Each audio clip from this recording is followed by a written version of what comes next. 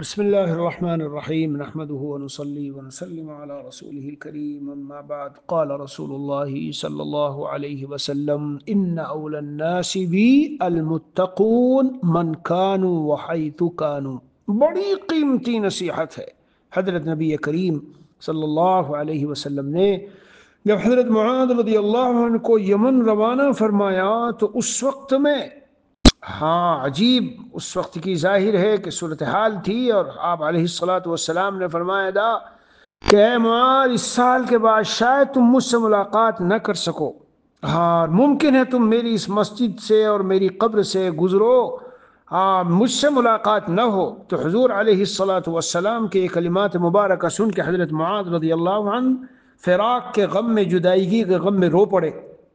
مگر جو بات اس وقت حضور علیہ السلام نے حضرت معاذ رضی اللہ عنہ کو فرمائی، آپ اور ہم سب جانتے ہیں کہ تمام صحابہ کی قبریں مدینہ منورہ میں نہیں ہے، کوئی کہیں تو کوئی کہیں تو کوئی کہیں دین کی خاطر۔ اب سنو، ایسے لوگ، ایسے امت کے ایسے خاص حضرات کے جو دور دور ہیں اور دین کی خدمتوں میں اور تقوی پہ ہیں، کیا فرمایا؟ ان اول الناس بی المتقون۔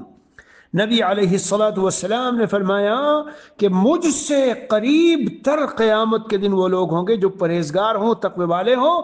کون؟ چاہے وہ کوئی بھی ہو اور کہیں کے بھی رہنے والے ہوں، کسی قوم کے ہوں، کسی ملک کے ہوں، اس سے کوئی بحث نہیں ہے۔ یعنی میری شفاعت کے زیادہ قریب ہوں گے، اور یہ مرتبے کے اعتبار سے قیامت کے دن میرے قریب ہوں گے۔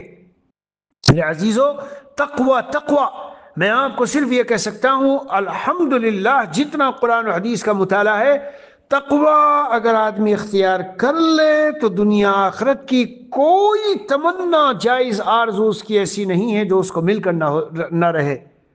تمام وعدے تقوی کے اوپر ہر قسم کی نعمتوں کے وعدے ہیں، بس یہی تو ہم میں آج نہیں ہے۔